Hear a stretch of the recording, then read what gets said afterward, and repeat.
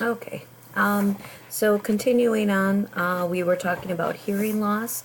Hearing loss is anything that was obstructing or impairing the sounds that your ears heard. So the first thing we talked about was the conductive hearing loss, which was the mechanical dysfunction of the external or the middle ear. It usually was a partial loss, and as you see, it could be caused by those things. We discussed that at the end of the last screencast.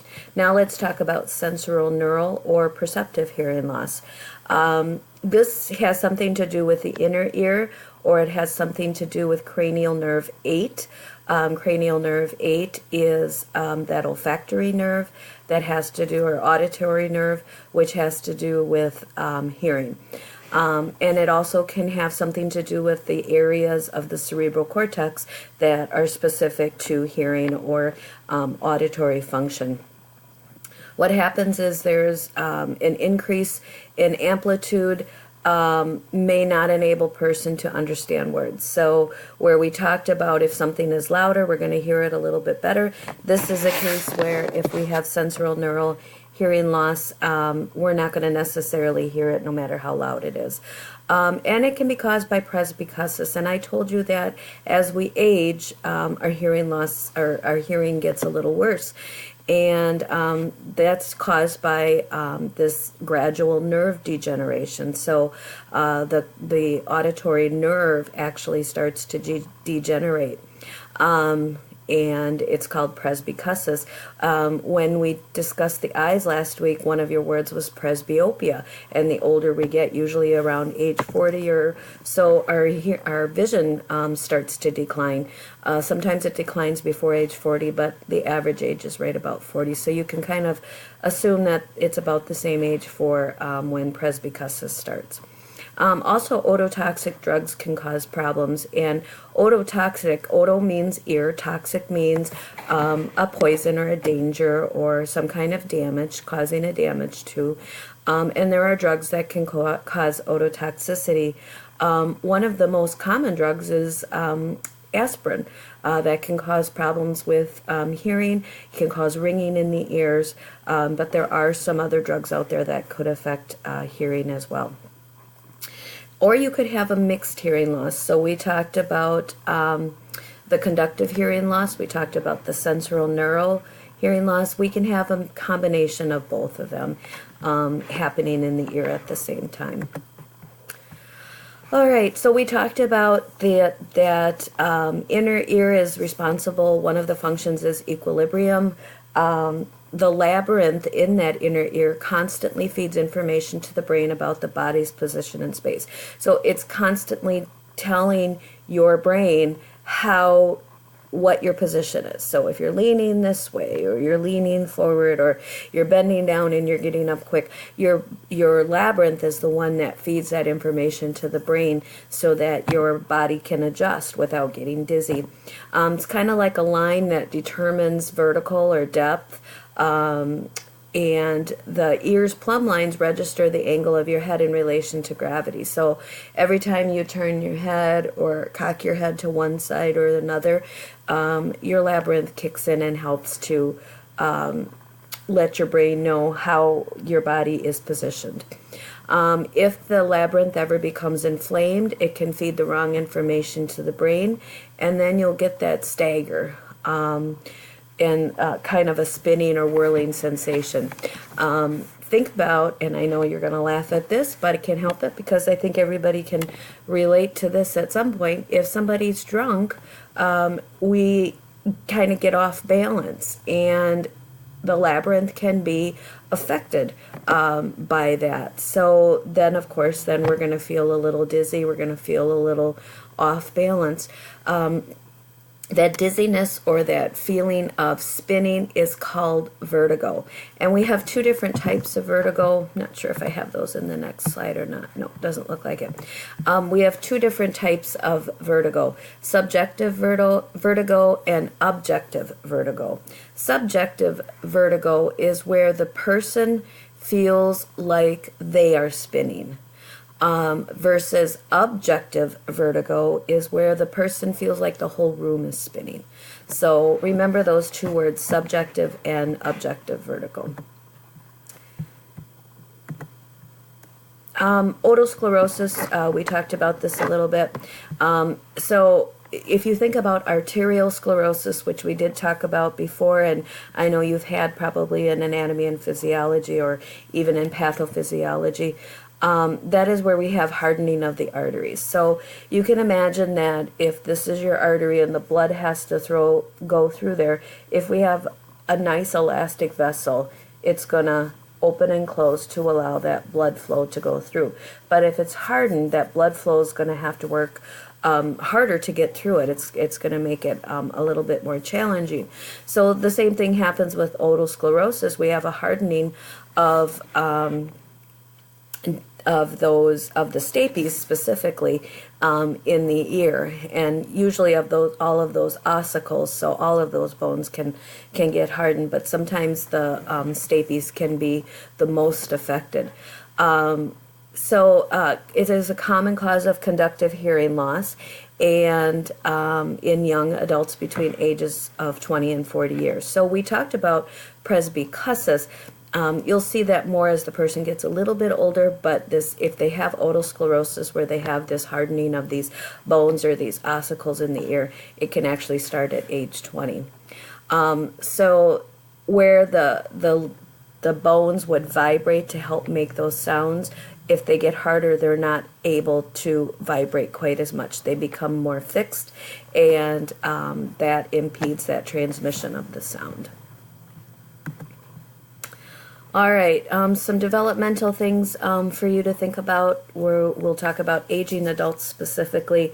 I know that you have stuff in your book about children and adolescents, but you'll be learning more about that when you get into pediatrics and in the family program. So I like to specifically focus on aging adults when we talk about developmental concerns, because one of the next things that you're going to be doing is gerontology, where you go out and work with the older adults. So in aging persons, that cilia, those little hairs that line the ear canal, become coarse and stiff. So something that can happen is earwax that usually will drain kind of gets stuck in those hairs, and as I already said, if you get impacted or just a large amount of earwax in your ear canal, you're not going to hear as well. One thing too that you want to remember, and you want to remember all these different variations with aging adults. So if you're not writing them down, you should, because I do believe these are one of the objectives for the next test. The cerumen, or the earwax, is drier with aging. It becomes drier and flakier. And that's because your glands, which produce the cerumen, the apocrine glands, they atrophy. So they're not as strong as they used to be. They don't work as well as they used to, and it causes that drier earwax. Impacted cerumen, that's where you really have a plug, and you just can't get it out. You're not supposed to use Q-tips. The more you put a Q-tip in your ear, you're pushing that earwax down, and you're kind of packing it in there. Sometimes people don't use Q-tips and they still get impacted cerumen, but that's one of the most common things that causes hearing loss in just about any age.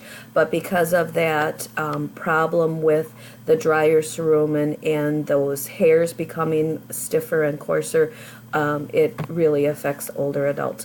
But impacted cerumen is reversible. We can remove that cerumen by flushing out the ears or by using specific ear drops, oil drops, which will soften that up. All right, we talked about presbycusis, hearing loss that occurs with aging. And it can happen with anybody living anywhere. It's not prone just to people having living in an environment where we have a lot of loud noises, or people working in environments that are loud. Now, people who do work in environments that are loud certainly have a greater risk of problems because of that noise, but it doesn't put them at a greater risk of presbycusis just because of that. So again, that is that gradual sensorineural loss. The nerve degenerates in the inner ear. That auditory nerve also could possibly degenerate. This says it usually occurs in the 50s. It slowly progresses. The first thing that people notice is a high frequency tone loss. And it's kind of funny because my son always used to tease our dogs that we used to have with that high-pitched dog whistle sound on his cell phone. And him and my daughter would sit there and laugh, and I didn't even hear it. I had no idea that they were doing this. So he'll do it to me every once in a while, and all of a sudden they'll start laughing, and I'm like, you're playing that stupid high-pitched tone again, aren't you? And I just can't hear it. That's just the way that it is. So we usually lose that high-frequency tone first. Being able to localize a sound is impaired. So sometimes if you're talking to me, you might see me turn my head like this. It's because I'm trying to pick up the sounds a little bit better, trying to localize those sounds. I'm 50 years old, and I do have a little bit of trouble with hearing some things. So you often will see people kind of go like this or go like that just to help amplitude the sounds that are coming at them. And of course, if there's any background noise, it only adds to the problem.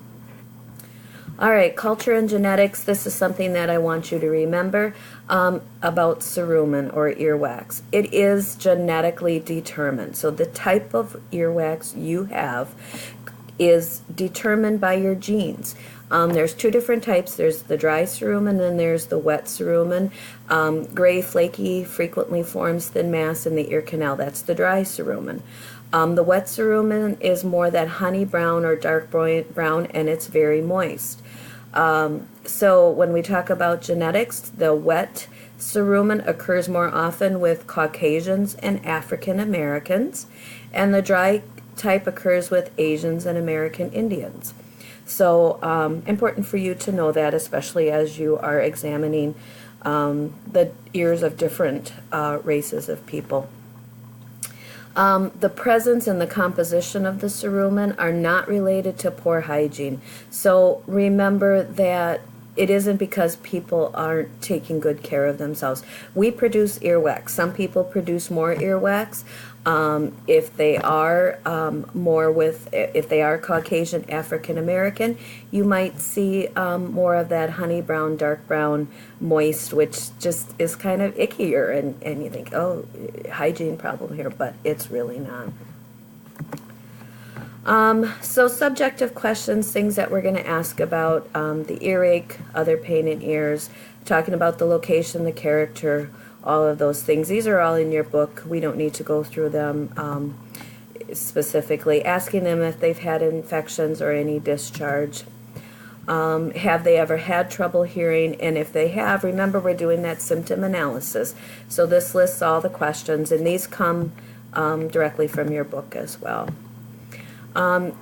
Things that you've done to treat hearing loss. Do you have hearing aids, other devices? Always good to know before you start doing hearing tests, because you need to know if they have anything in their ear, such as a hearing aid. You don't want to go examining, and you might push that hearing aid down in further. And then always asking that functional assessment. How does this loss affect your daily life? Also during history, notice those clues. So again, watch. Are they reading your lips, watching your face? Are they frowning or trying to strain to hear? Turning their head, just like I said, trying to hear things better. Maybe they're misunderstanding your questions, so that can certainly be an indication. The person's speech could sound a little bit garbled, or the vowel sounds could be distorted because of a hearing loss. They may speak loud just because they can't hear themselves speaking, or they may have that flat tone of voice. Environmental noise, asking them if they've been exposed to these things, if they work in areas that are loud, pollution, all of those things can cause problems. Have they ever had tinnitus, which is that ringing in the ears or that buzzing? And then we talked about that vertigo. How do they clean their ears? when they last had their hearing checked. All right, I'm going to stop this one because it's almost time to be done, and I will do a last video for you.